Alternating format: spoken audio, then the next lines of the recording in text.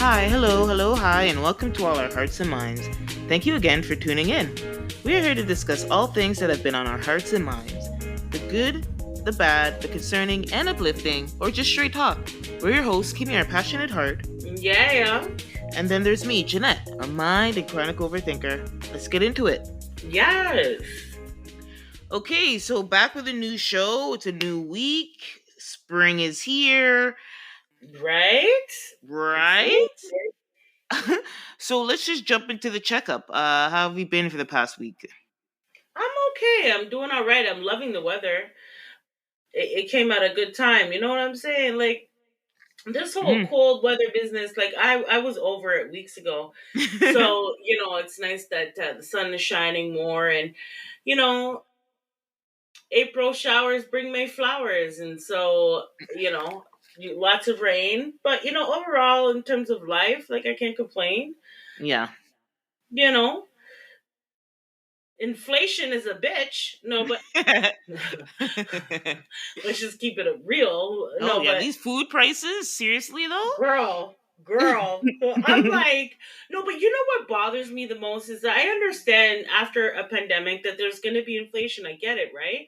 But I hate when I go into the grocery store and everywhere around me, I feel like people are trying to fraud me. Like, I feel like they're trying to purposely. Yeah, they're doing price gouging. Yeah. I mean, I looked at the Pringles can today and I was like, how much did it say? Smaller? Like, the Pringles can got a lot shorter. And I'm like, what is happening, Mr. Pringles? Like, for real. I feel like they're trying to bamboozle me. You're charging me more and I'm getting less. And it's blatantly in my face. Like, I know what a Pringles can look like a couple years ago. You understand? And there is a definite difference. Or, like, for instance, broccoli. I'm like, wait, hold on. How come the little broccoli head is so tiny and you want to charge me out $2? Like, that can't even make a meal. Like, what's going on here? But anyway, I just feel bamboozled going into the grocery store and yeah. But what's overall, your go-to? I'm glad I can go into a grocery store at this point. You understand what I'm saying? Like, going to the grocery store is like going out to the club. Like, honestly, B. Like, it's an event. You know what I mean? Like, before going to the club was an event. You know what I'm saying? Like, going to the grocery store, you're lucky if you come out with half a cart full of, you didn't spend a small fortune. I'm just saying.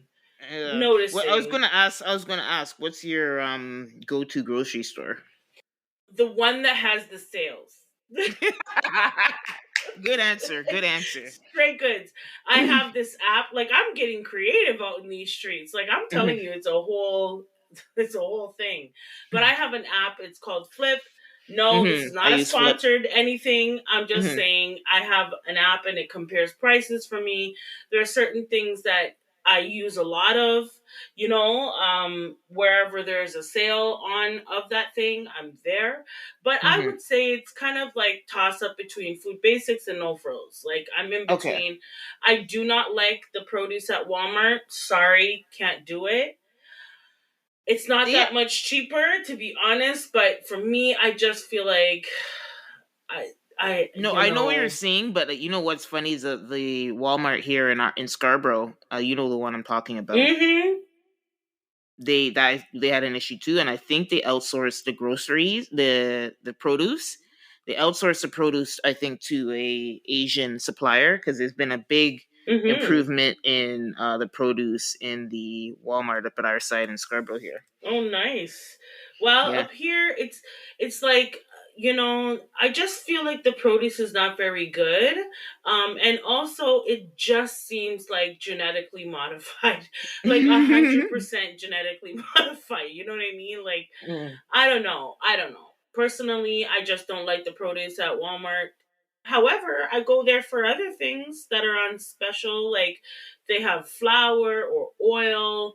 Oil is damn expensive nowadays. Like, just like, geez, it costs it's a minimum of $10 for a minimum. Okay, and you're lucky if you come out with like one of those jugs that have the handle. Might just have a little bottle, like, for $10. But anyways, these streets are getting anyhow. So how are you doing?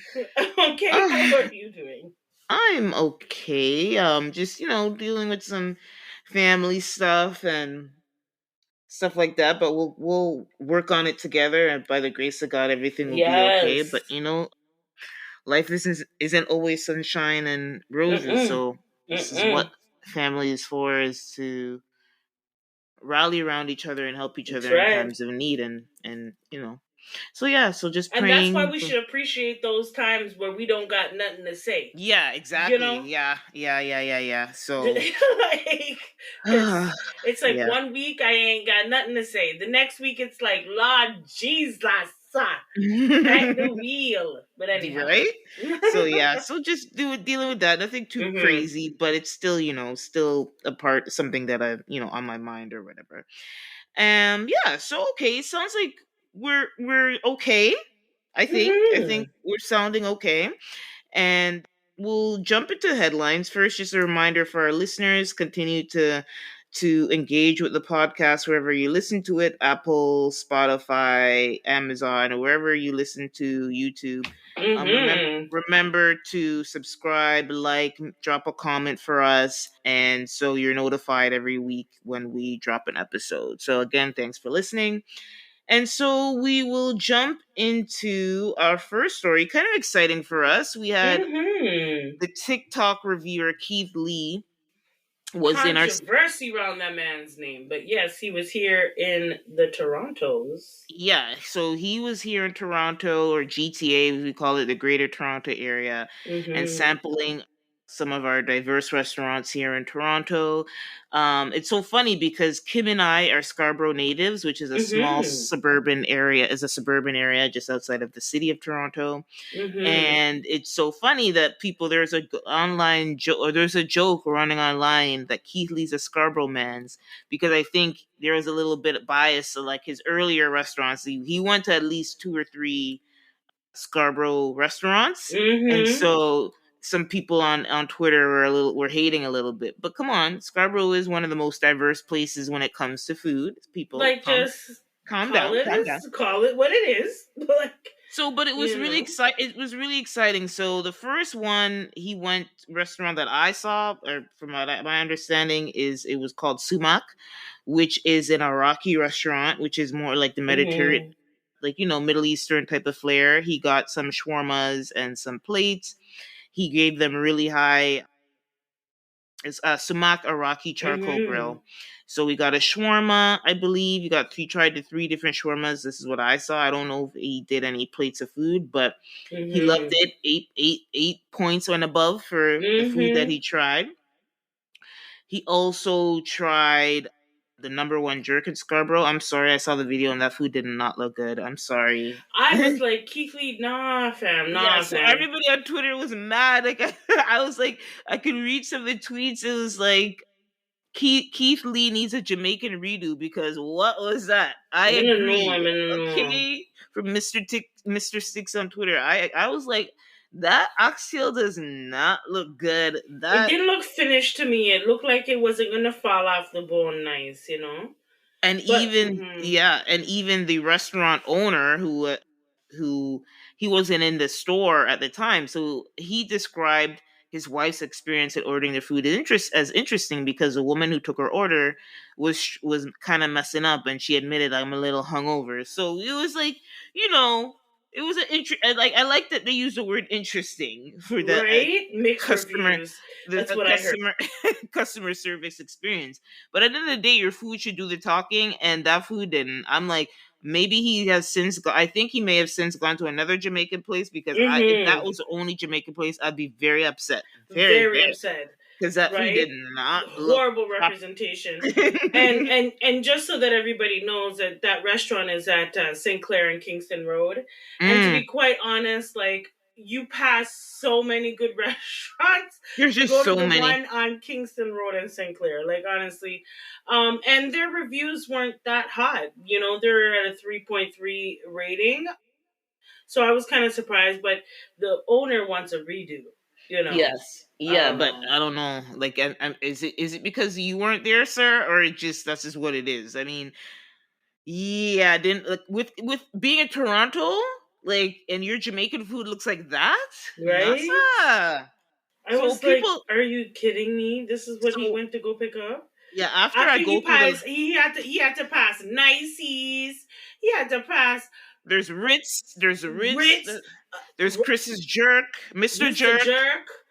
That's big name here. Okay. Sunrise. Some Even of up them. Oh, I on don't know. Kingston Road.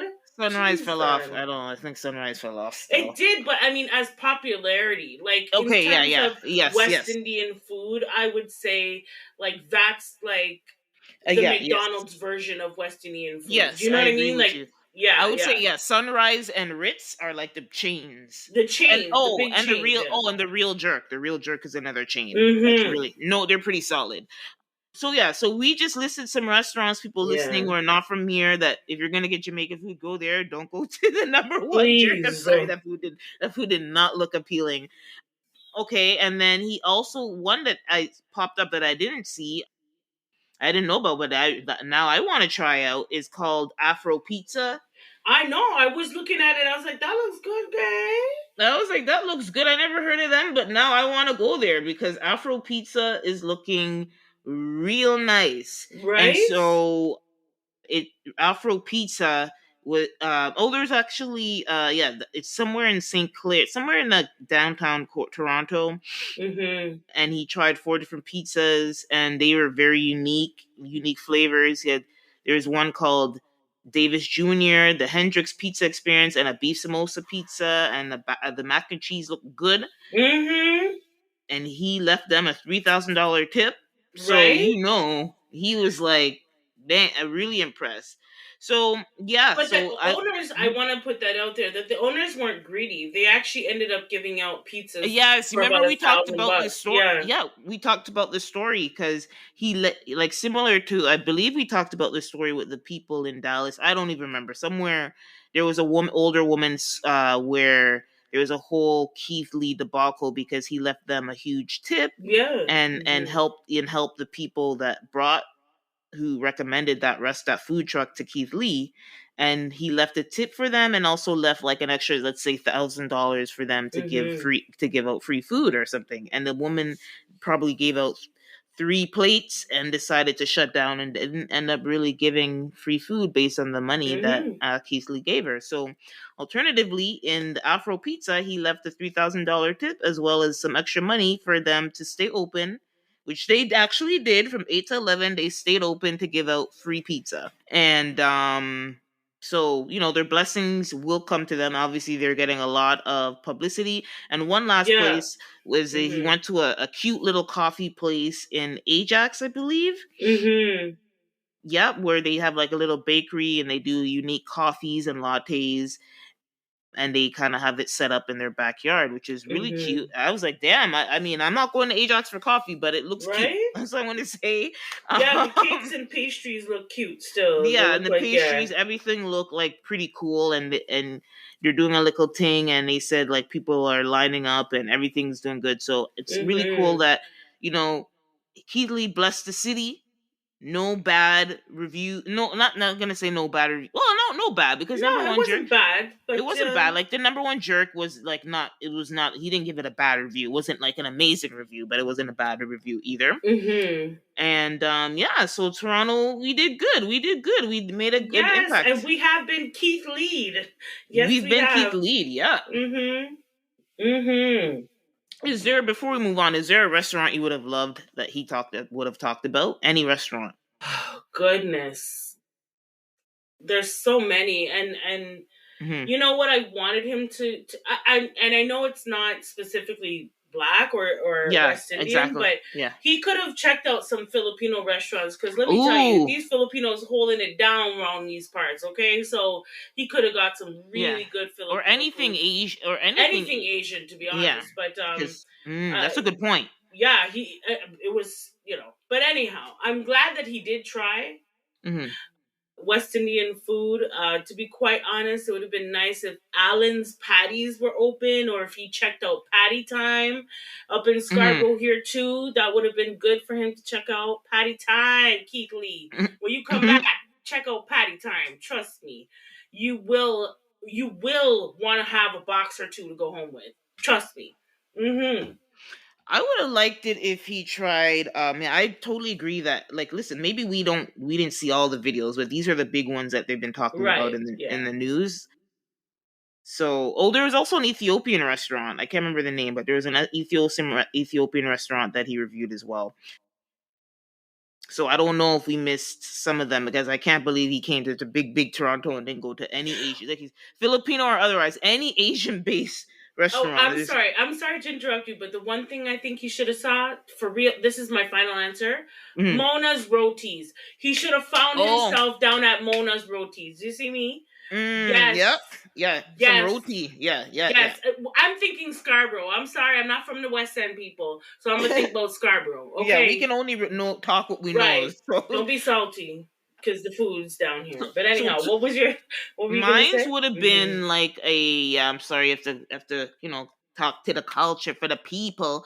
Mine's would have been if he would have tried one of the Jamaican or fusion restaurants, like like Chubby's or Patois. Right. That I would Patois love it. is good. Yeah, I would Yes. have liked if he tried one of the Jamaican fusion restaurants. So it's a little bit outside of the traditional food, but still like elevated. You know what I mean? So that would have been Mm-hmm. nice. So next time Keith Lee come, you must always have a Caribbean option, Right? as you probably know by now. So try one of those when you come if you come back. Yeah. Yes. All right. So we've been Keith Lee. Okay, now we're gonna move on to another big story this week internationally. Mr. Orenthal, OJ Simpson His full has government. Sorry, I couldn't even. Orenthal has passed away. OJ Simpson at the age of 76 from prostate cancer. It goes without saying that he was a figure that divided literally a nation, Mm-hmm. if not the world. And I could say before the trial, though, we can acknowledge that, OJ Simpson was massive. He was a massive football Sure star. He was was. worshipped. Mm-hmm. He had great achievements in his career as an NFL player and as a broadcaster. Mm-hmm. And it's unfortunate, and then when everything happened, that part of him was overshadowed. He was also a very funny actor. I don't know if you remember, there's this movie called Naked Gun with this old Yes, white I guy. remember Yeah, him in Naked Gun. yes, and and before I never knew who he was. It was one of those movies that came on TV, and as a child, because it's very slapstick. Mm-hmm. So as a child, you don't might not get the jokes and innuendo, but it's still funny because there's a lot of slapstick going on, right? Mm-hmm. So I always thought that movie was funny. It wasn't until I was an adult and I came across it again. I was like, wait, that's OJ, scary Right? OJ acting a damn fool in this movie. They did say that he had he was very funny. Like, he was a funny Mhm, type of guy. mhm.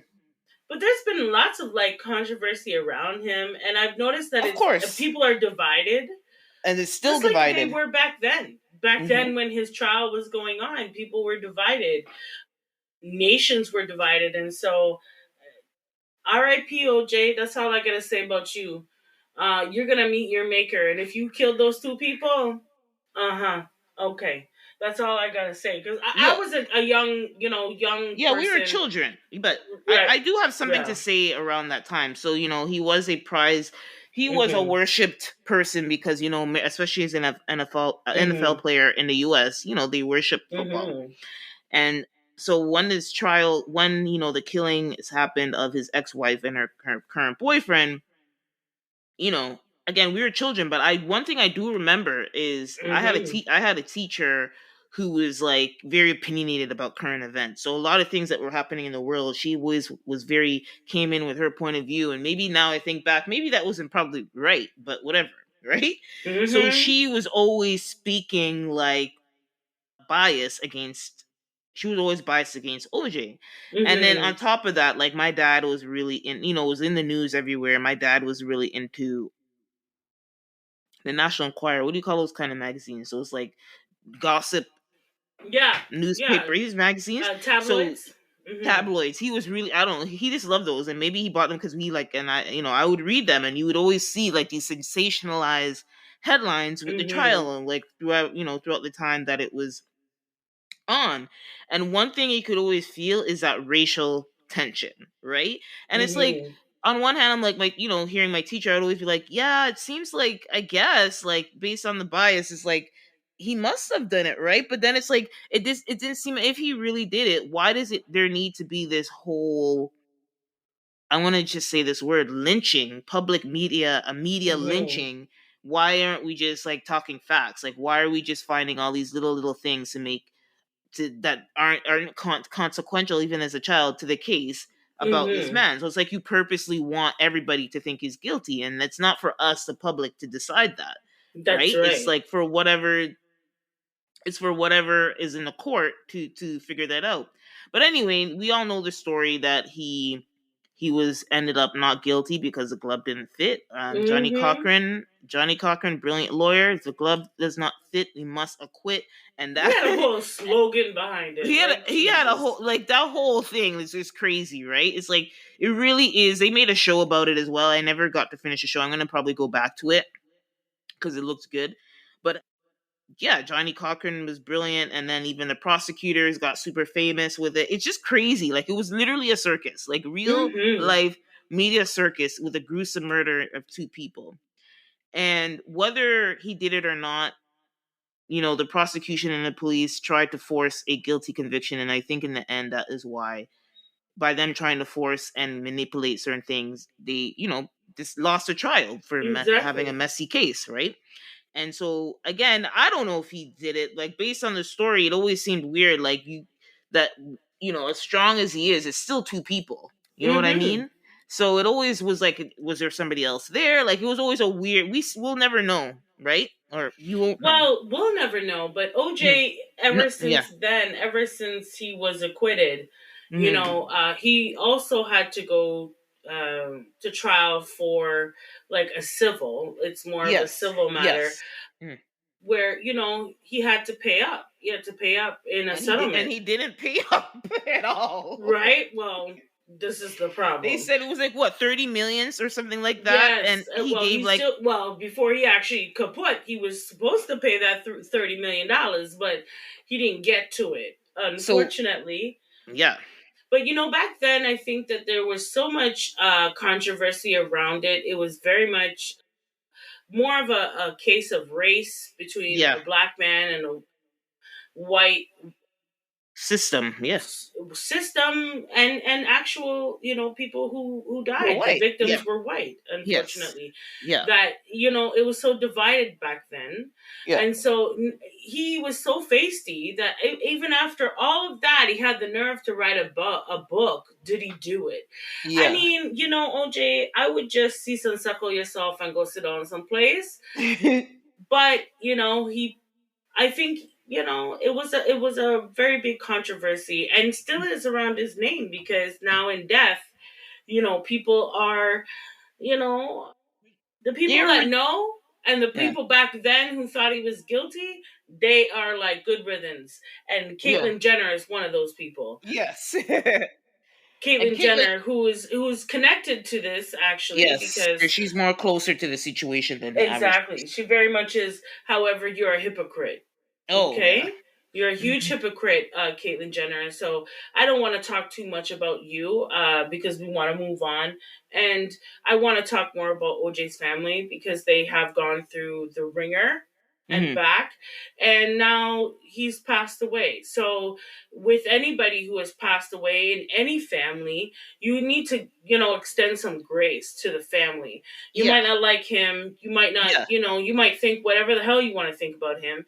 The point is that the man has passed away, and his family is mourning his loss, and so you would want that grace extended to you, Mrs. Caitlyn Jenner. Okay, so miss me with that. Okay, victims are victims, and you should know all too well, Caitlyn Jenner. I just didn't like how he had things to say about that, seeing that you killed 2 people in a car accident. So yeah, and the backlash really came back on Caitlyn for that yeah, too. so you Kind of should like, have shut the hell up. That's what you yeah, should have did. you thought you ate with that, but you didn't. You really No, didn't. Like, no, don't worry. There's plenty of people who have that sentiment who don't have bodies on their hands. So right? you needed to keep quiet, You Caitlyn you Jenner. should have kept quiet. That's all. But every now and then, this is what Caitlyn does to stay relevant. But anyway, enough about her. Mm. And R.I.P. R.J. Oh Jesus, and then cut that OJ. out. OJ.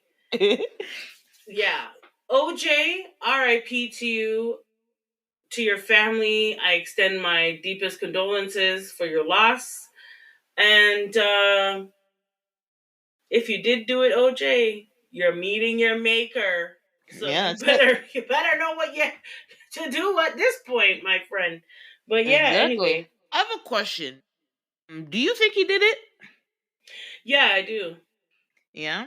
Well, I always felt like, again with the media, but after hearing everything, like if you really go in the nitty gritty of the case, yeah, it I did don't seem. know if he per se killed him with his own hands, but he had Yes. involvement in it. Okay, I could believe that. I You could know, believe that. so Yeah. when I say he, in my mind back then, because I was old enough to understand what was going on, and it was huge. You Mm. couldn't turn on the damn TV and didn't see this damn thing, No, it was and it was for crazy. months, Yeah, months. oh, So it was, felt like, like years. yeah, right. Mhm. Especially as a kid, when you want to watch something else, and your parents Yeah, will right. change the damn TV because it's on every damn channel. But Yeah. anyhow, so I had knowledge as a young person of this case, and what I didn't like was, why did you run? Why Hmm. did you run? I think you made yourself look guilty Hmm. from the rip, Hmm. right? However, I understand why he ran, Hmm. because at that time, with Rodney King and Hmm. those cops not being put into jail for his death, or sorry, for injuring him, Hmm. and racial heat was already on the rise. So I could understand why he ran, but you were OJ. These cops, whether they're racist or not, right? They're into football, okay? And they're going to be okay with OJ explaining what, like, I don't think you would have had faced real grounds to had run and went on a high speed chase on the highway and all sorts of things. I just think that you looked guilty, Hmm. and what quacks like a duck, what walks like a duck, 9 times out of 10, it's a duck. Yeah. So for me, I do think he had more involvement than we know. Yes. And I think his lawyers knew it too. And I think they really, sensationalized the whole case, and that Yeah. was a part of the reason why he got off. Yeah. So the man had a full slogan. Like, Yeah. Oh yeah. No, Johnny Cochran was brilliant. Like, brilliant. so for me, it's still a gray area for me because if Mm-hmm. I ignore what the media tried to force me to think, Right. it's still a gray area in that, like I agree with you, there was definitely motivation. He would be capable of wishing and doing harm Mm-hmm. on his ex-wife and her boyfriend. Mm-hmm. But it also seemed like you said, it wasn't as simple as what they made it. So unless they had the full story of, like, did you hire somebody, did you this, like, they didn't have that gap that I needed to say that, okay, he 100% is alone guilty, and he did it, because they were accusing him of doing it with his bare hands. That's right. That I definitely didn't believe. But I'm with you in that he was definitely involved in some shape or form, whether it was a hire or something. Yeah. Okay.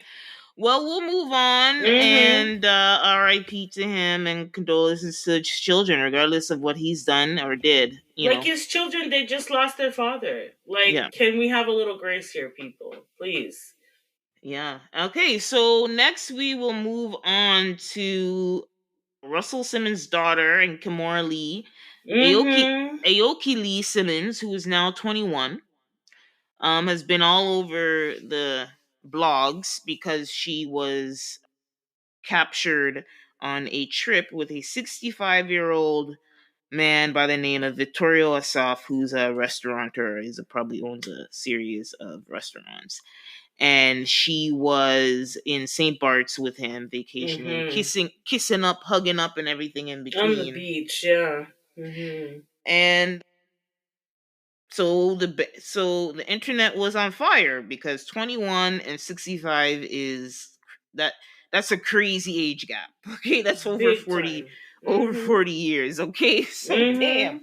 So yeah, this man could literally be her grandfather. But I don't want to get into the moral things of it. Like, I think if we look, I think it just brings back to her parents, and it brings me back to Russell Simmons being kind of gross himself, because it's kind of like he can't say anything, mom can barely say anything, because she was groomed at 17. I think she married Russ when she was like at 21.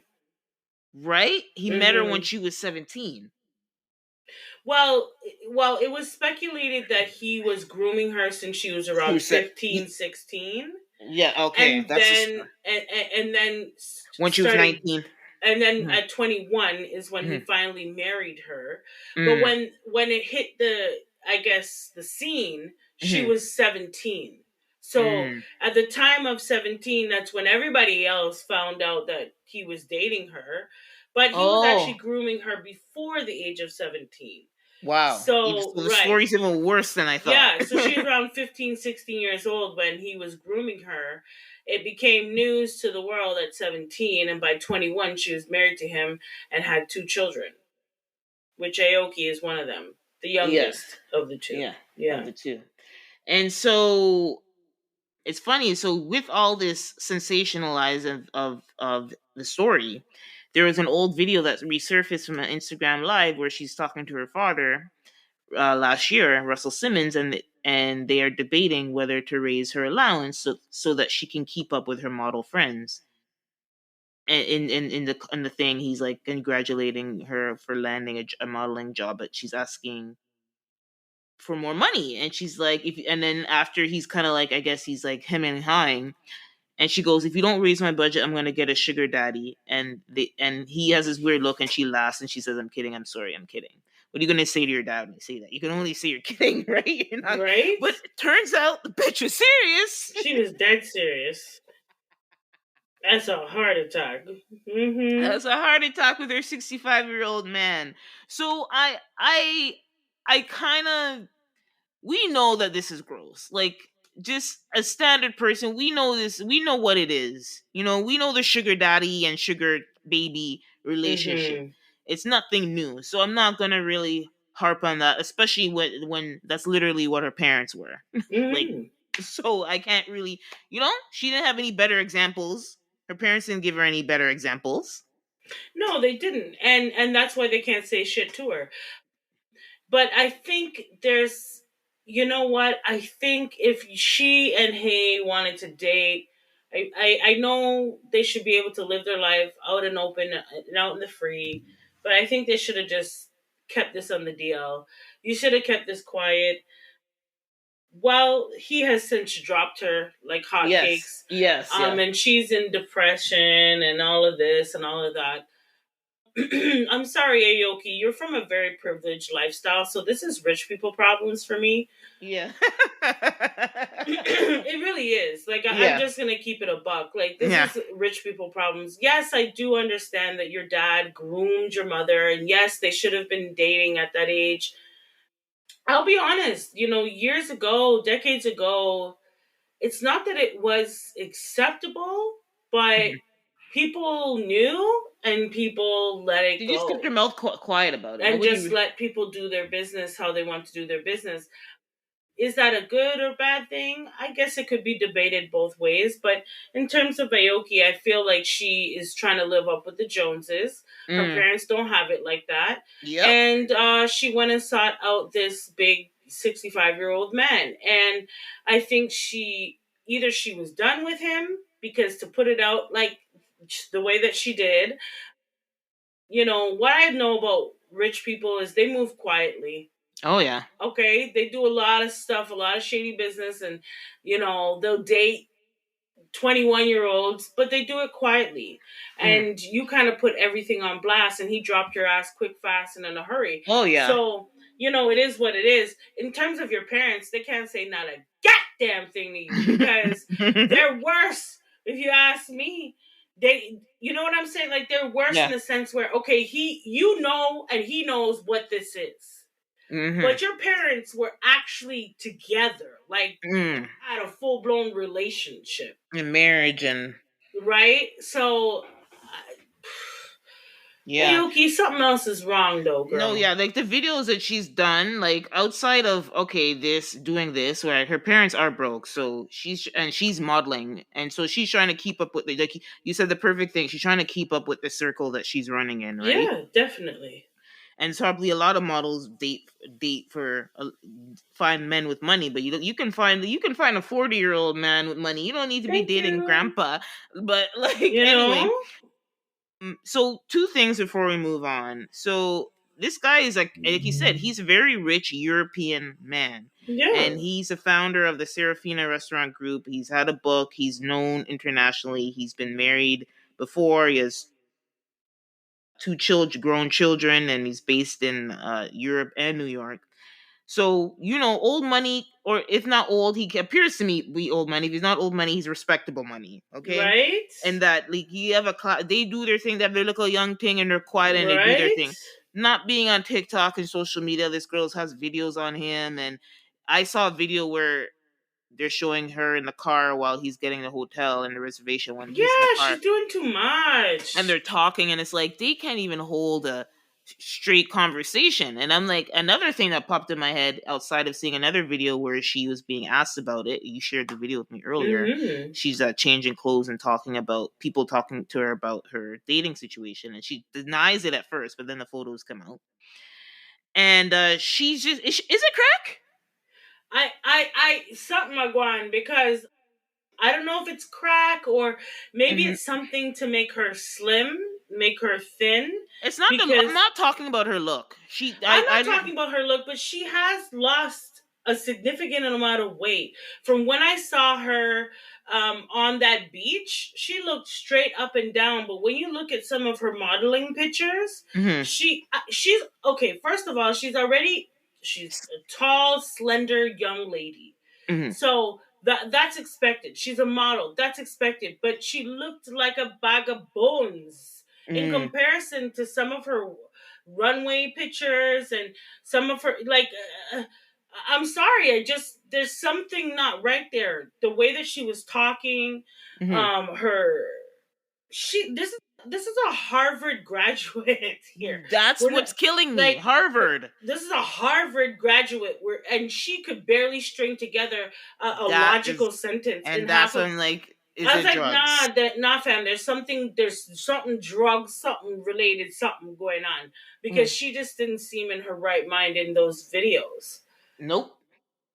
Not at all. Not at all. So, aside from this situation where it looks like it's ended, I'm just praying for her to find herself. But I have to remember, she is 21.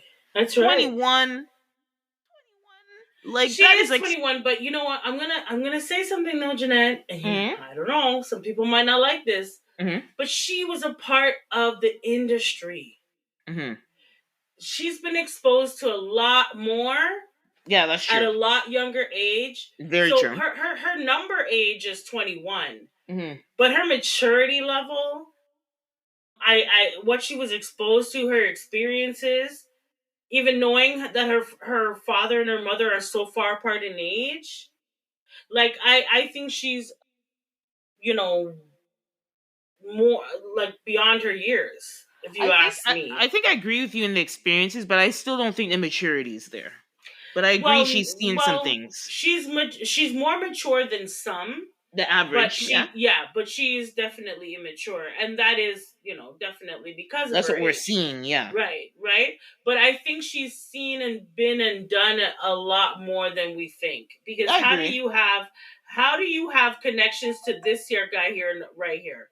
Yeah, how do you have that connection to find this restaurateur? Like, what circles are you involved with? But as a model, even outside of her already being a celebrity and being kind of having an in in the celebrity circle in some way. I think her being a model is going to expose her a lot to men who, there are men who literally hunt for models. They want to date models, and they usually have money. And So, supposedly she's a yacht girl.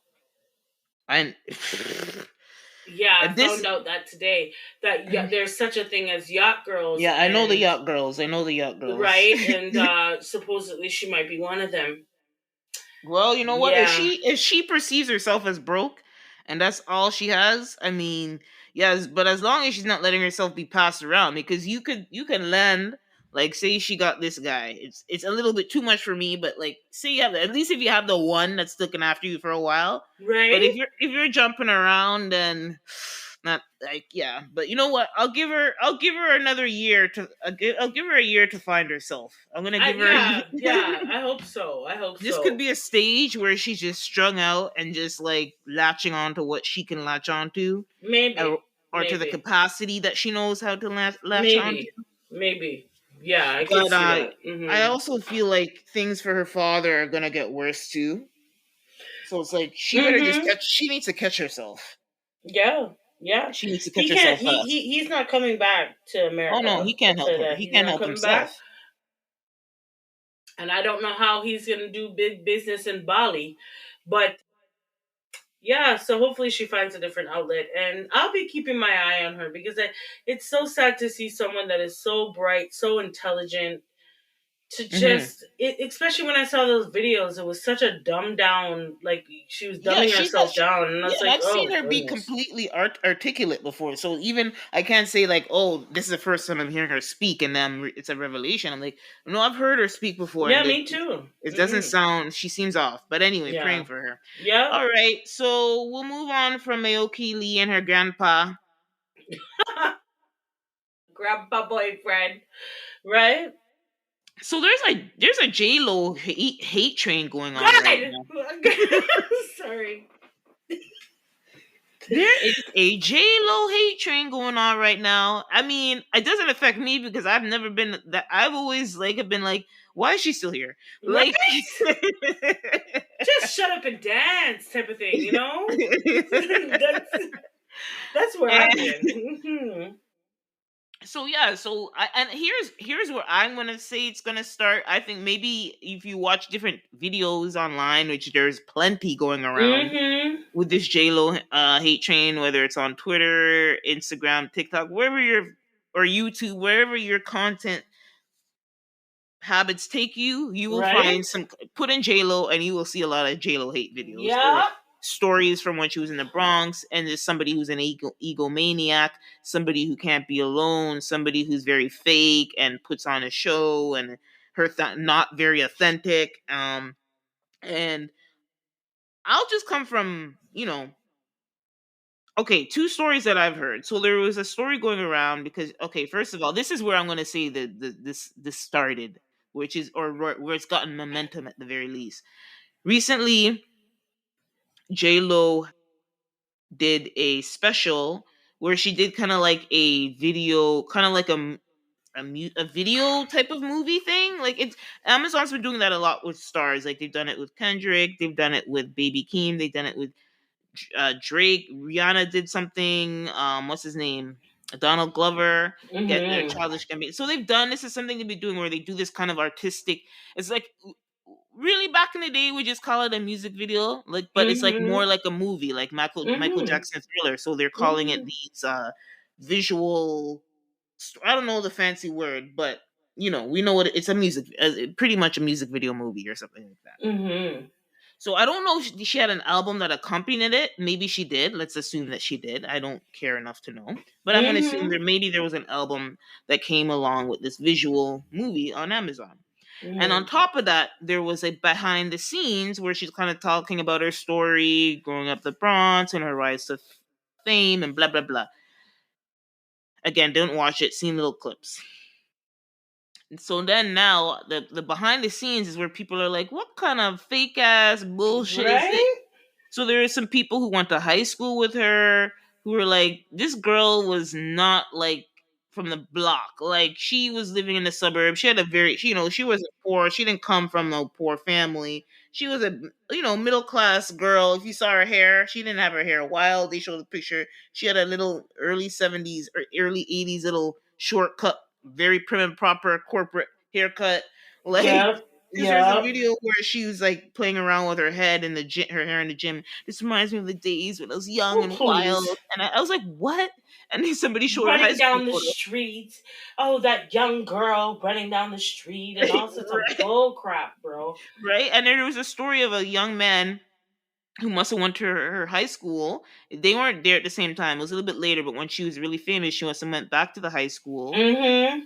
And he like fell down the steps because she like her crew like pushed them or something like that. And Yeah, the boy was traumatized. yeah, Okay. you saw that story too. I did. I saw his Yeah. story. Young man Okay, so traumatized. it's going around, and then something that I didn't. Another thing where I think the backlash is like piling on in terms of the on top of like the fakeness that she's putting out there is there's a new actress. She's a comedian. Her name is Io Edeberry. Very funny girl, but she's an it girl because she's on The Bear and she's been winning a lot of awards and during the past award season. So Mm-hmm. her stars rising, and I think they're both on SNL around the same time. And just before that Saturday where they were supposed to have their episode, Mm-hmm. there was a clip of her on this podcast, which I actually listened to that podcast. It's a fun podcast where it's just like they talk about different scams, right? Mm-hmm. And so as a pause in the show, the girl's making a joke. She's like, you know what I think one of the biggest scams are? She's like, J Lo's career. And I died because I am one of those people who think J Lo is very From the mediocre. get-go, it's been a So thing. straight up, if you guys can't tell, now you know. I think J Lo is very mediocre. I respect her what for her being so not that talented to get to the where she is or where she was. That takes I respect that hustle, whatever it was. I respect that she was able to go so far with so little talent. The thing, okay, Hmm. so where I met J Lo was on In Living Color as a background dancer, and also a part of Janet Jackson's choreographed dance. Uh, I forget the song, but Yeah. so she did some work with Janet Jackson, Yeah. and she could dance. I'm Yeah. not going to take that away from her, but I think that she realized early in her career that her dancing wasn't going to get her very far. Yeah. No. And so she tried to infiltrate various different, types of entertainment. Acting. I'm not even going to say she's mid with acting. I think she's horrible with acting. She can't sing worth a lick. We all know from back then that she stole a she song was from Ashanti. she's She even using had she was using Ashanti's voice her backings in full vocals on the damn song, and then yeah. she tried to sing over it. Sounded horrible. Okay, horrible. She's not a singer. She's not a good actress. She, was kind of mid-level in terms of dancing. You know, and to be quite honest, in terms of fashion, I don't think that she's had a lot of fashionable moments. I think there's been some dresses that The she's only thing worn. I could only give her that I remember The one was green dress, yeah, the I green know. the Versace dress. Yeah, Yeah, the granted. one green dress. And yeah, I mean, you're gonna look good if you anything where you look half naked, you're gonna look somewhat good, right? And she does have a good body, I'll say that. And Hmm. it's not that back in the day she wasn't a pretty girl. It's just I guess I'm sick and tired of seeing artists take the black culture to Oh, accelerate she's their definitely career. guilty of that. That's one She's thing. She's. definitely done that. And P. Diddy helped her along. And to be quite Mm. honest, I think the hate train started at the station of Diddy. And did he do it? Because her involvement back then when she was dating Diddy is now in question. And so I think people are starting to sus around J-Lo and her career and how she got to where she got. Because a lot of people, even myself, couldn't understand how she blew up to be so big. And no, I'm still wondering, what block are you from? What block are you repping? Because, you know, in your songs and stuff, Jenny from the block, but you were never on the block. You were never a part of the block. You lived, you know, a pretty good life as a young person, but you want to, I don't know, portray this rough thug life, but you, with your bandanas and all, and that just wasn't the truth. And I'm glad it's all coming to head. Mm-hmm. But it says a lot about the industry and how someone that has literally no talent could scam us all for decades, literally. Right? So that's where my grudging respect goes to her, because whew, damn. Right? Exactly. She should have just stayed quiet, as far as I'm Yeah, concerned. and you should have been a little nicer to your fans, you know, because Mm-hmm. I've been hearing that she's somewhat of a bitch. You know, when you Mm-hmm. meet her and you're around her, she's not, you know, thankful that she has fans that even want to listen to her cackling and her, you know, she can't sing worth a lick. I don't even know how she did Selena. To be Hmm. quite honest, that must have been a lot of lip singing, you know, Oh yeah. I because she's not a singer. I'm sorry. I don't care what JLo wants to say. You could, and that's why this tour that you have, you know, has gone to shit because you don't really have a music career. I think That's she's just in. the honesty. I'm like, Mhm. who is feeding the delusion? That's my question. Is it her? The Or is there whole flipping industry is feeding the delusion when you think about it. Because how much they pushed her and endorsed her. Because at the time when she took that song from Ashanti, Ashanti was popping. So, right? I don't know, colorism, blame it on whatever you want to, but people put into her. They made her career. It's the scam of the, of the century. It is a mm-hmm. scam because it was a total scam, and we all saw it. And she won awards. Mm-hmm. You know, she even did Motown. Like, what the hell? That's when I was like, you know what, black people, I'm sorry. You have Jennifer Lopez doing a tribute for Motown? Are you for real? That was Okay. that's to tell you the industry plant business. She's been a plant. The push behind a Latino, sorry, she's a Latina doing Motown, which is dominantly black. Yeah, that was crazy. I just didn't understand it, but it shows you how much they pushed her, even to this day.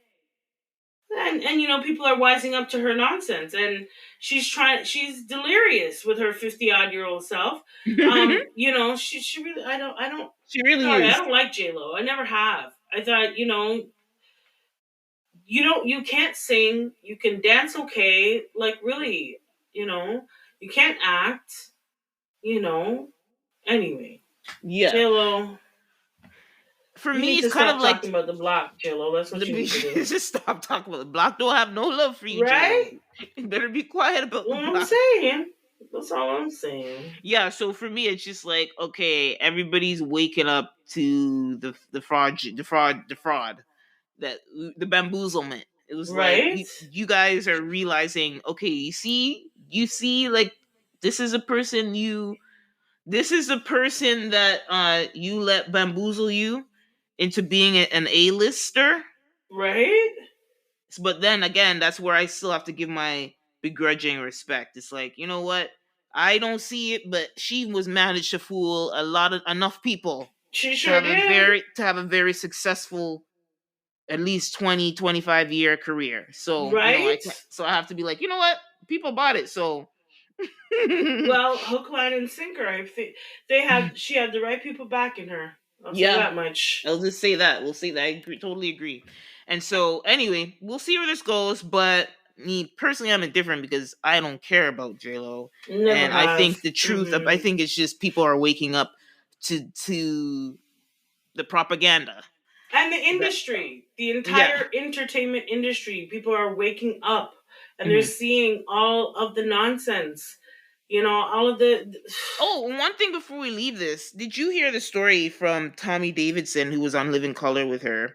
He was on Club Shay Shay a while back, and he was telling the story where he saw her a couple of times, and she pretty much snubbed him.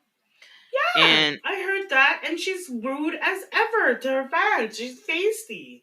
mm, And the thing is, I can't understand for the life of me why. those are the people who have held you up with despite you being talentless. So you need to really show them love, That's why girl. I just can't understand it. I just can't understand it.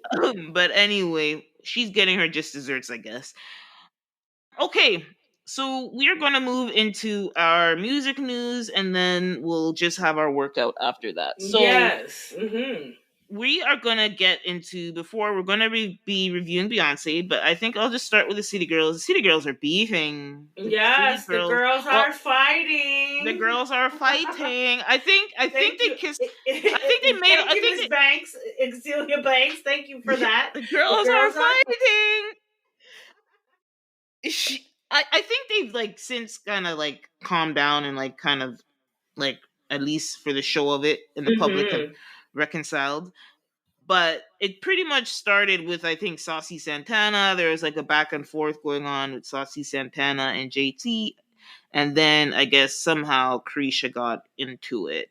Mm-hmm. And and once Carisha got into it, JT's just like, what, like, what's the problem? Right. And Carisha pretty much says, or accuses JT of sneak dissing her in her songs, because JT right now has two singles that's out, and that is in, what's the name of it, Sideways, which is doing Mm-hmm. good. That's her single, Sideways.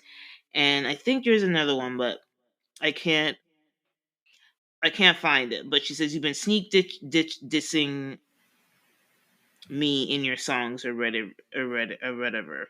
And so JT responds, I ain't say shit. What a bitch mad at me for? I ain't jealous of a soul. I'm always like, go bitch go. I clap for everybody. Sorry, that's JT. Sorry, Mm-hmm. that's Carisha. I'm correcting. That's Carisha. And then JT comes back and says, I know I come off crazy, but never in my life did I do no whack shit to this girl. She literally enjoys seeing me being dragged. When people show me love, she goes crazy and call. She go. Ugh, I hate reading people's tweets. When people show me love, she goes crazy and call it a hate train. But like I said, we can't sit and talk about it. JT wrote. It'll be too much for me to tweet. I would like a sit down, Krisha, please, and this time leave Saucy at home. So I think, both of them are feeling away. Hmm. And, I think the internet plays a big role. I always believe that these two girls, including Cardi as well, where they put too much importance on what social media is saying. Mm-hmm. Because social media is always gonna have something to say. Mm-hmm. And I don't know if it's a generational thing, but like, social media can really destroy a relationship, whether it's friends, business, Mm-hmm. or otherwise, right? Mm-hmm. And so I can tell that this has a lot to do with the influence of social media, and maybe a little bit of Saucy. When you have that friend in between Yeah. that's feeding certain things. Mm-hmm.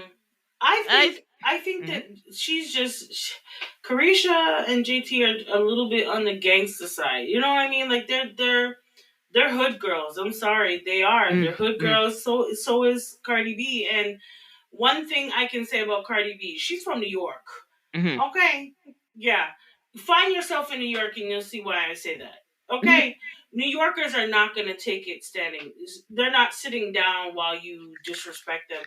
mhm, And I think that Cardi and her personality, she has to attack. She has to attack. It's survival of the fittest. I think a lot of the times in Cardi's mind, and you're not mhm, going to come after her. You're not going to disrespect her. She's going to let it be known. However, Cardi, you're in a different limelight now, my friend. And I think the city girls, they have to understand you're in a different limelight too. I'll be honest with you. I don't like when people play in my face, and mhm, I feel like all of this is a pile of bullshit. I think that Carisha is trying to direct our attentions elsewhere.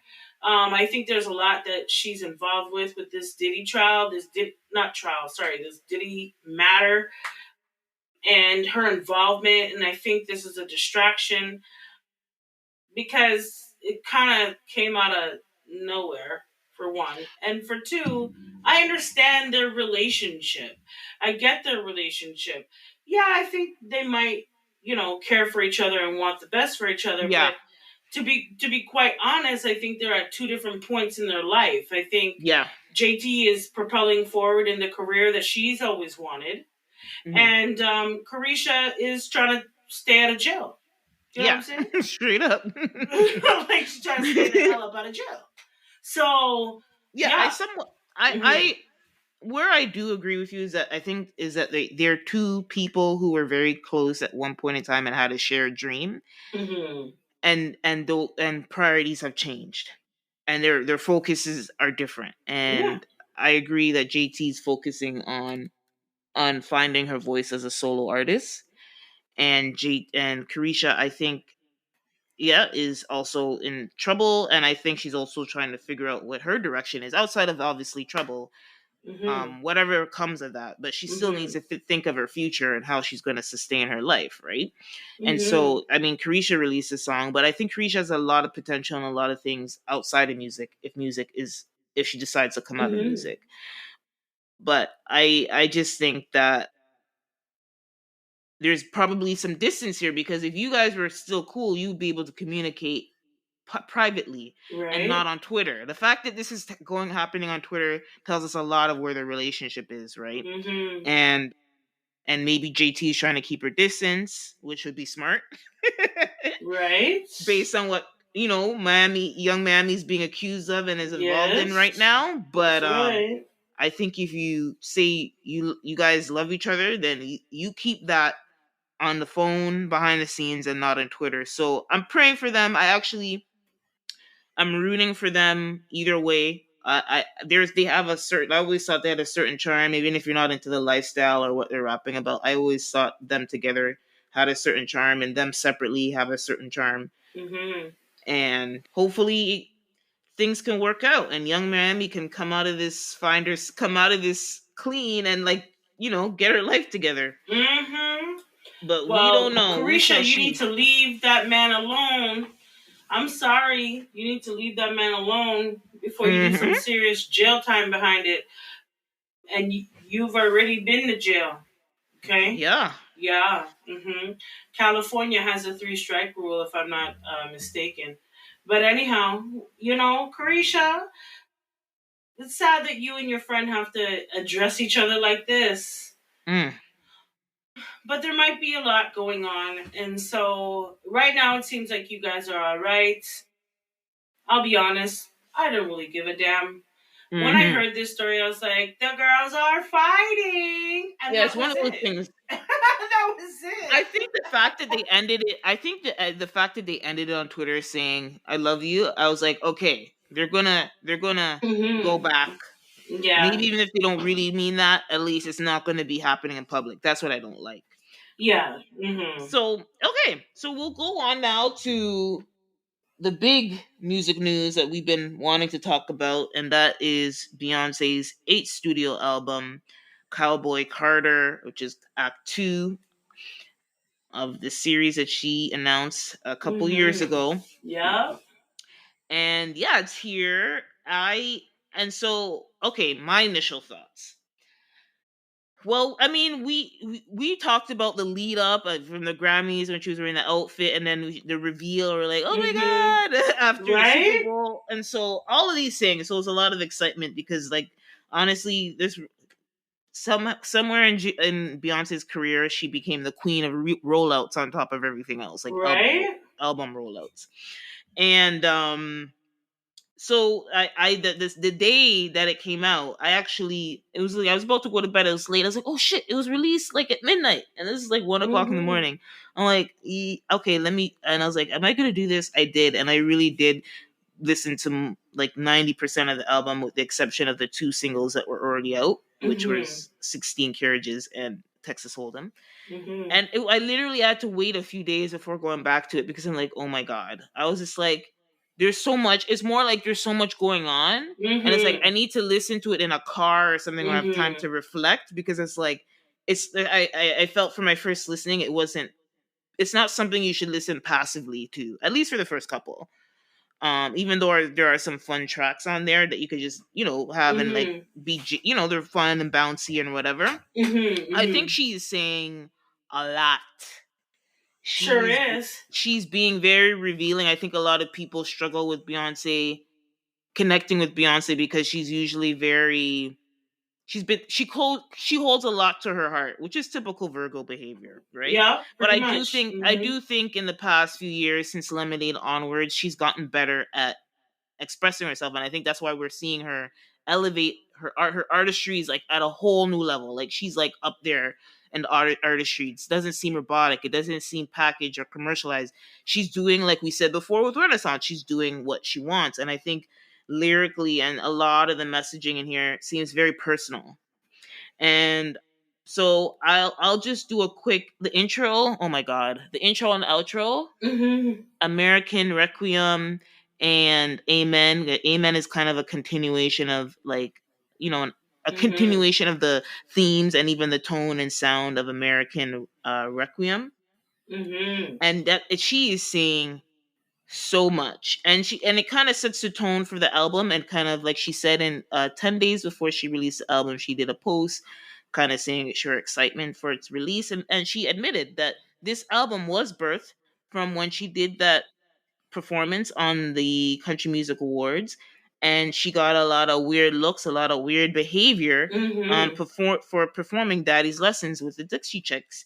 And this put that on her heart to dig deep in the history of this music and her relationship to it, and the Black culture's relationship with it. Right. And here we have. She said it's not a country album; it's a Beyonce album. So I think it sounds good for anybody who hasn't listened to it, that to remember that. But here is it. In the opening, in American Requiem, she says, the grandbaby of a moonshine man, Gadsden, Alabama, got folk down in Galveston, rooted in Louisiana. Used to say I spoke too country, and the rejection came, and said I wasn't country enough. Said I wouldn't settle up, but ain't it? But if that ain't country, tell me what is. Plant my bare feet on solid ground for years. They don't know how hard I had to fight for this. And I think this says so much. If you're a Beyonce fan, maybe you could see a lot, like 10 levels deep in this. But even at the surface, at the story of this album was birthed at the CMA Awards, and that weird behavior that the folks in the crowd had. And it also sounds amazing, very angelic. She can do that very well, actually. So American Requiem. So I love the intro. Here are my. I think the whole album I like, but I feel like there's going to be some songs where I listen to it on the 20th listen. I'm going to have a different appreciation than when I listen to right now. I would say I've listened to it about 5 times. Again, I just feel like there's so much going on. It's not like Renaissance, where I was playing Renaissance like 3 months straight back to back, because it was easy. You could dance to. It was like, you know what I mean? And I think there was also, she was actually supposed to release Cowboy Carter first, but she felt when she released Renaissance, which is more of a party album, that the world kind of needed more of that joy and stuff like that. And now hearing this and hearing that story, I totally agree, because I feel like there's a lot in this. And I think maybe you as a mother, if you're a mother, you listen to this, there's a lot in it as well. There is. Outside of even being a fan. So anyway, it's just, okay, the first half is just pure fire. First half. So American Requiem, the Blackbird cover with the 4 country girls, 16 Carriages, Protector with her and Rumi, My Rose, all the way up into My Rose. That always grips me. I can pause from there.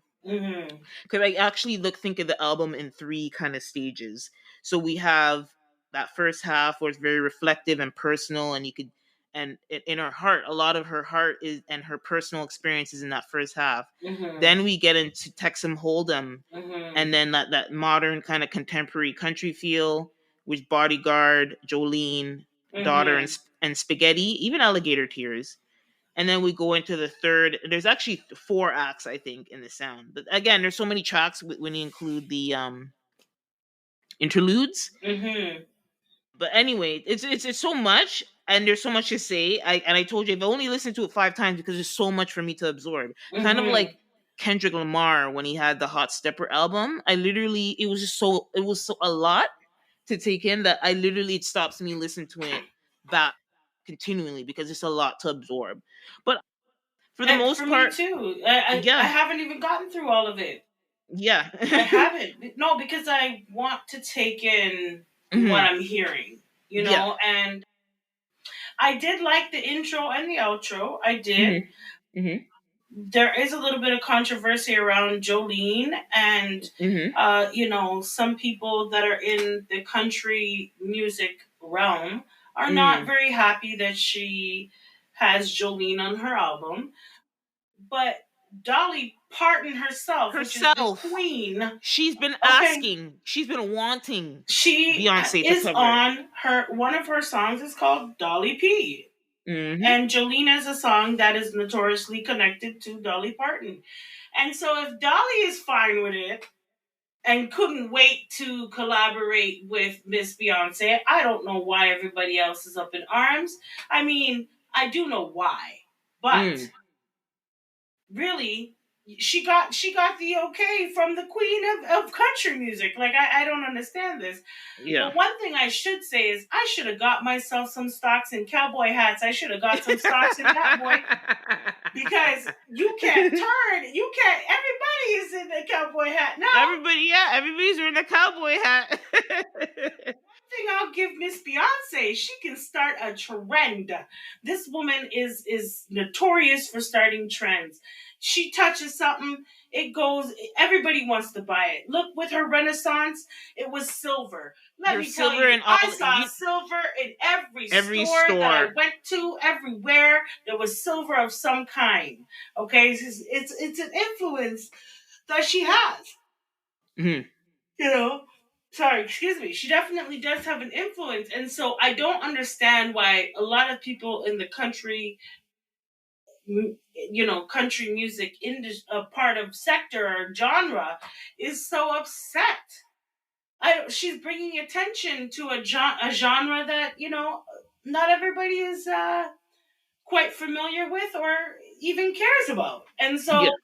so, I really feel like I should have got some stocks in cowboy hats. I really do, in cowboy boots, because Miss Beyonce, I'm interested to see what's next. Texas Hold'em can't go on the YouTube without hearing that damn song. Yeah, But I right? do like the song. I do like you have a lot of catchy dance songs on here. Hmm. And you haven't listened to the whole thing. I think No, I haven't. a lot more of Right? the dance stuff is in the second the later half of the album. This is what I'm starting to notice, is that Hmm. she's just getting started. But I'm interested to see what her third act will be. I'm really interested to see, because she's really kicked up the dust with this one. Hmm. You know, and Beyonce, thank you for bringing attention to Black people within country music, because there's a lot of people who have been doing it for a long time, who have been out in the country music genre, and nobody has paid attention. And it's glad that you're bringing some eyes and ears to that genre, and on Black artists within that genre. So I'm interested to see what else this album has to offer. But I can see there's been so much controversy already, and whenever there's controversy around an album, it usually is a good one. Mm. Usually. Right? If people So, are talking about it, then that means there's something worth talking about on there. and she's evoking a lot of emotion and a lot of thought, and a lot Yes, of, yeah. so I'm interested to see all of that, Beyonce.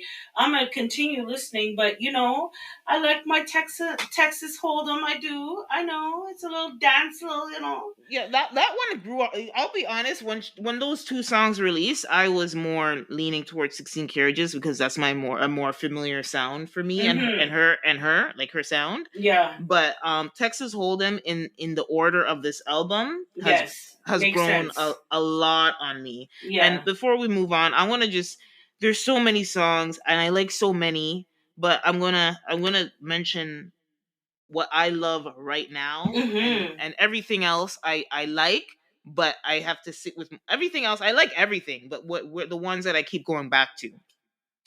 And so as I said, the first five, everything from the first five tracks, I have to, if I'm listening to the album, I'm going to start all the way 1 to 5. I'm going to go into right away. And so that's American Requiem, Blackbird, 16 Carriages. I actually might skip 16 Carriages. Protector, which with her and Rumi, which is beautiful. A beautiful, she calls it, her daughter calls it a lullaby, but it's a beautiful song talking about, protecting. In this context, her daughter's on it, so you're saying your child, but it's like, your protector, if you're protecting your partner, if you're protecting your friend or whatever, if you take on that role seriously of that being a protector for somebody in your life, it's really nice. It's a very beautiful song. My Rose is a short one, but I love it. Just I love it. Then we get into Bodyguard, another one I like. That's it's a lot you have to really listen to. Alligator Tears.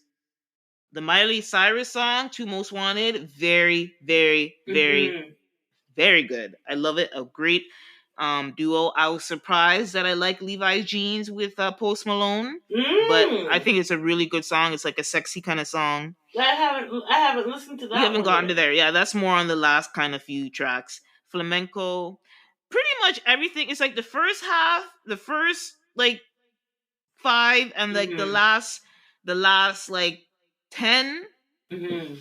I'm here for it. I'm always gonna listen to it. In the middle, there's some skips for me there in the middle, but the first 5 and the last 10, there's a lot that includes the interludes. It's really good. There's one last call out before I move on. Yeah, which to me is it's a 60s rock and roll type of song. And I think it's previewing what's going to be in Act 3. I'm pretty sure right now Act 3 is going to be a rock sound. But it's clearly a tribute to 60s Tina Turner.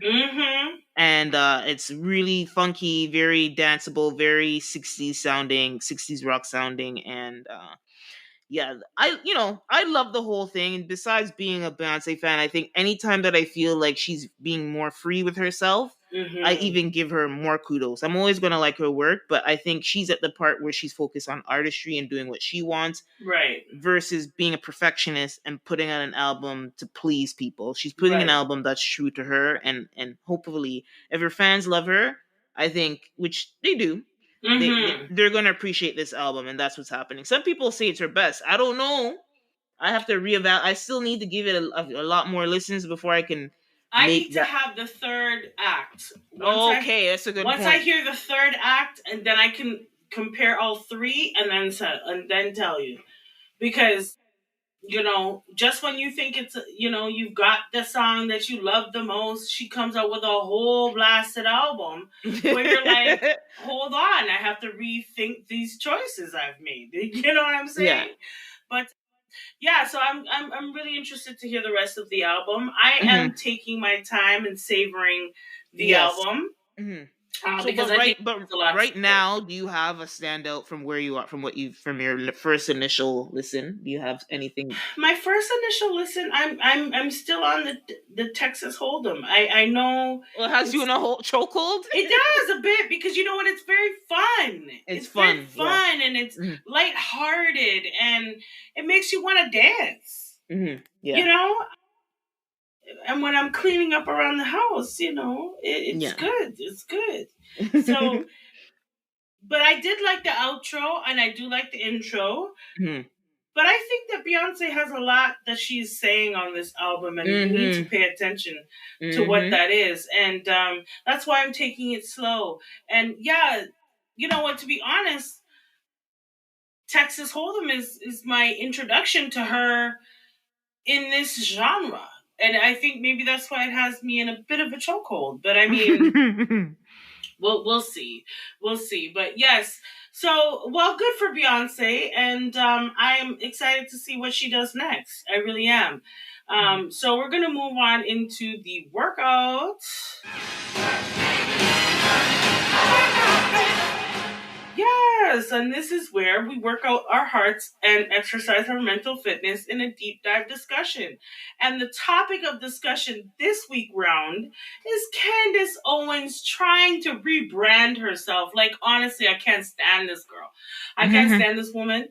Honestly, I have a real, love-hate relationship with her because she says a lot of coonish stuff. Oh yeah. However, she's really intelligent and really articulate, and she does have some points that I can agree with. And so let's see what's happening with Candace Owens. So right now, she's been fired off of the Daily Wire. I think everybody knows this, and Yep. I don't want to go too far into why, but basically, she was in an interview with a very prominent rabbi, and she had her opinion about what the rabbi thinks on certain issues, and unfortunately, that interview didn't go over too well. And shortly after, she was fired. That's what I'm hearing. They want to make it seem, that it was amicable, but she was definitely removed from the show. And so now that she's rebranding herself, trying to figure out, how she's going to carry on. And what I don't like is that same Black community that she has for years been tearing down, she is now looking to help rebrand her. And so an example of this is she went on the Breakfast Club. Candace Owens, yes, you heard right, went on the Breakfast Club. Okay, right. So while on the Breakfast Club, they talked about a lot of things, but I'll be quite honest. Candace Owens knows where to go and have interviews where they're not going to challenge her. The Breakfast Club is a hip hop station that is.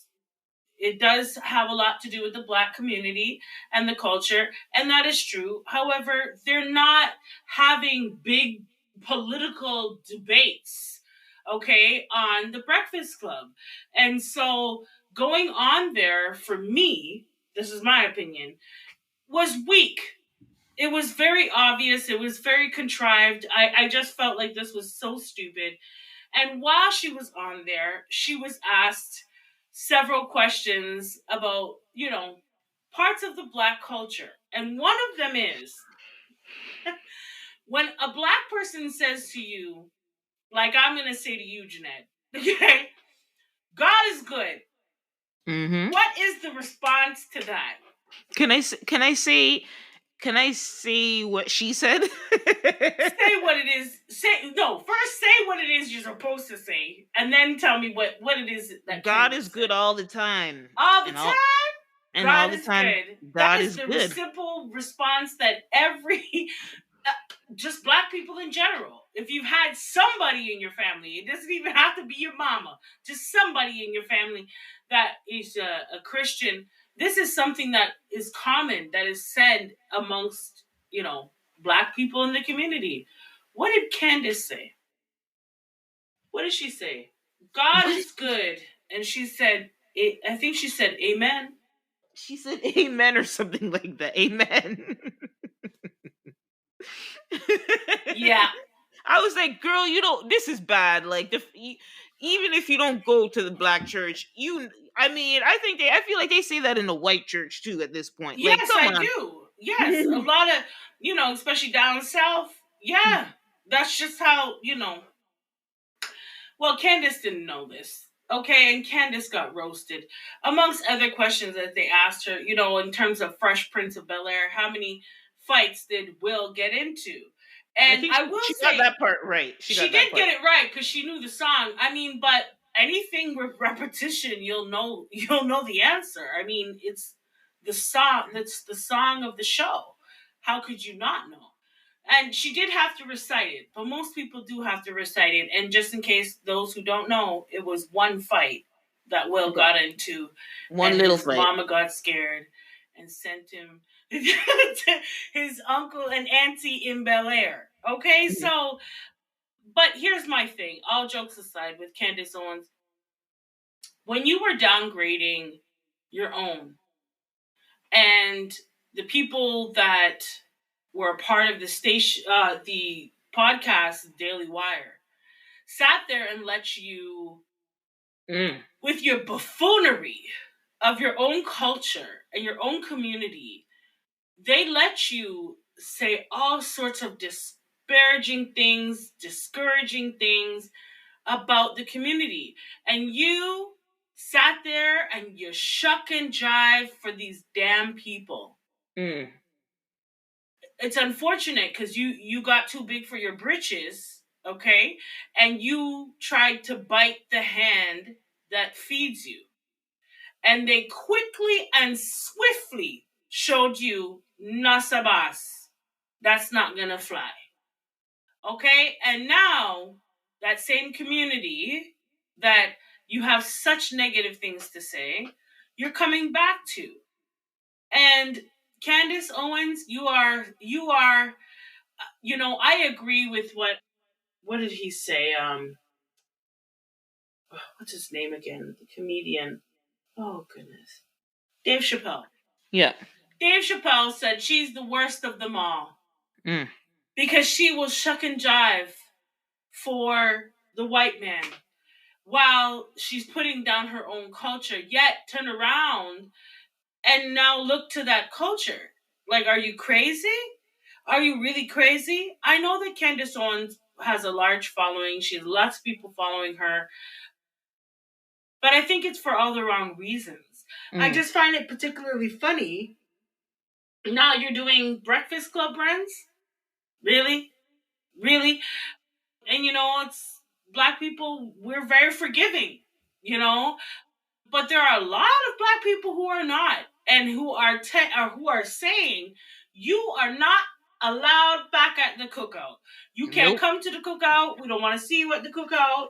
She has to do some things that she hasn't done, and going on a Black platform doesn't mean shit if you're coming and still spewing the same thing. On one hand, it's like, okay, at least you're being consistent, but on the other hand, it's like, no, you can't be appealing to us when you said so many disparaging things that were harmful to the community.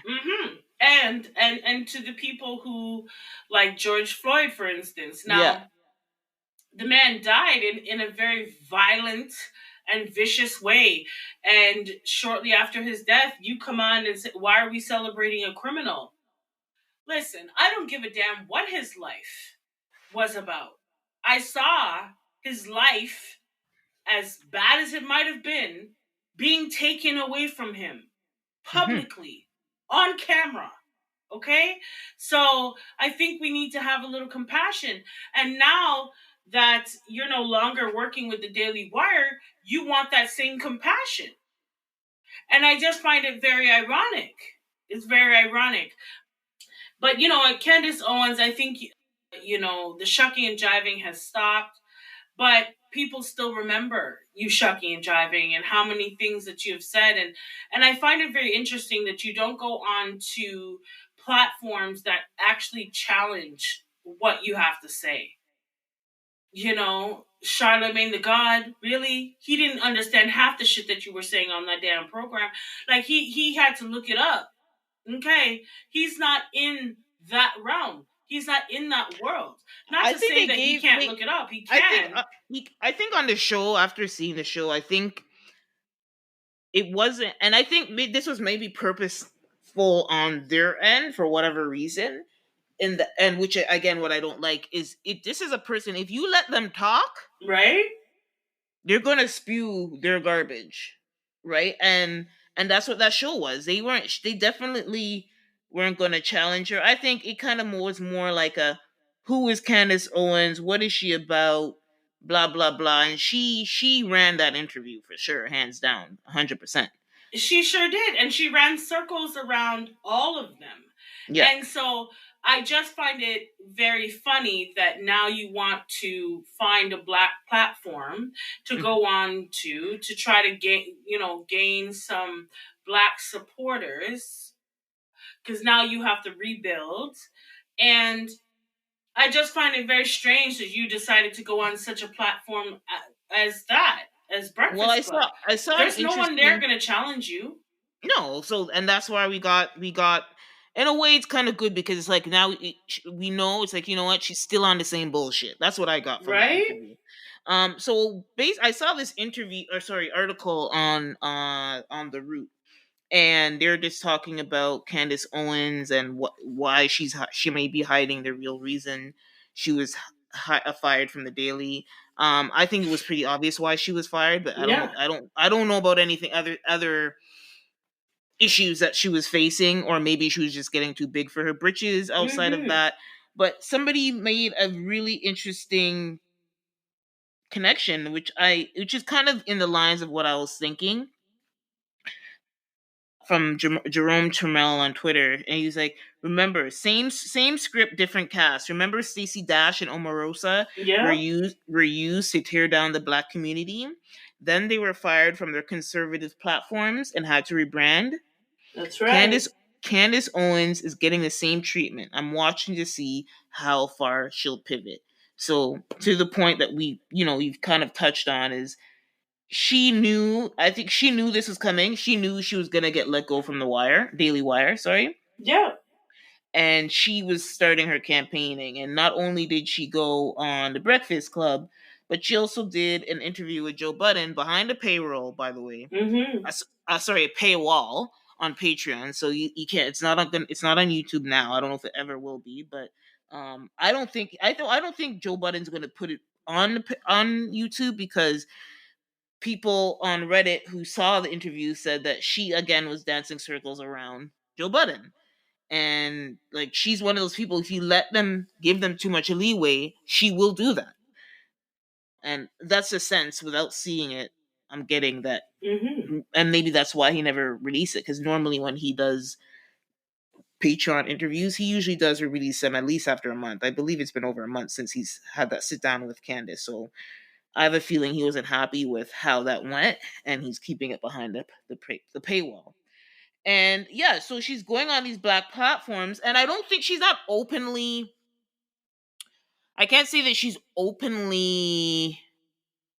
Well, I don't know if I really believe this, but I don't know if I really believe she's openly like uh candidating for Black followers or whatever. But I don't know, she is kind of in her talk track, let's say. She does openly appeal to Black people in America to leave the Democratic Party. But again, I'm kind of like thinking, is that still where her interest lies? Because if you are now kicked out of the platform Mm-hmm. where all of these ideals were kind of working for your numbers, you know what I Mm-hmm. mean? Mm-hmm. And that's, I want to come to my point with Candace Owens in general. Mm-hmm. Outside of, like, being an echo chamber for white conservatives, Mm-hmm. is I think she's a grifter.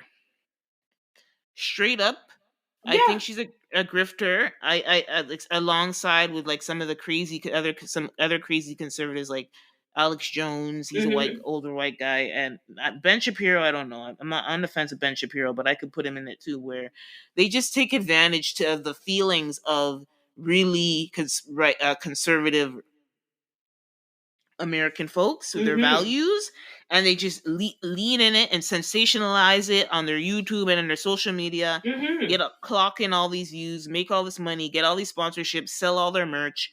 I really think it's a performance for her. Not to say she doesn't believe in. I'm sure she believes somewhat. Like, I do believe she's probably more on the conservative side, let's say, but I Yeah. can't tell. I actually can't tell, because I actually think I think her whole persona that she has built since she's become rise to where she is, and now to getting on the Daily Wire and having her own show and her own podcast. I really do think she has sensationalized some of those things, just, for the business of things. Yeah. Yeah. And I agree with you on that. I think that Candace Owens saw a gold mine Yep. in, putting down the Black community. I think she saw a gold mine. She has made quite a reputation for herself. If you go back, because I had to look up this girl, and if you go back to her younger years, and her experiences as a Black person in the Black community and dealing with racism, she tells the story that she was once a liberal, and she, is now realized that she's really a conservative, and so on and Yeah. so forth. I think she's just an opportunist. I think she's an opportunist. We can put all the other isms and all the other all of that to the side. I think she's an opportunist, and I think that she was okay with the shucking and jiving, and she, got paid handsomely to do so. But now she wants to have an opinion. She actually wants to have an opinion, but she was going up against a set of the population that could destroy her career. And we see how quickly the Daily Wire dropped her.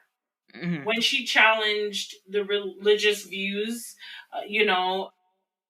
and talked about, the political situations that are going on all across the world. I'm not going to talk about them here. No, I would say she talked about Israel and Gaza, She and sure she did.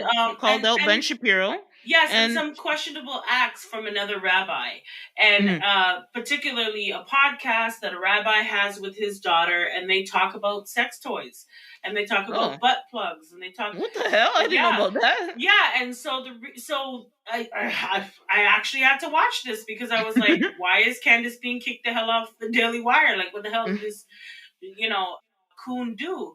And so I had to see the coonery for myself, right? And so she was talking with a rabbi, and in her interview with the rabbi, she asked him about this podcast that another rabbi has with his daughter.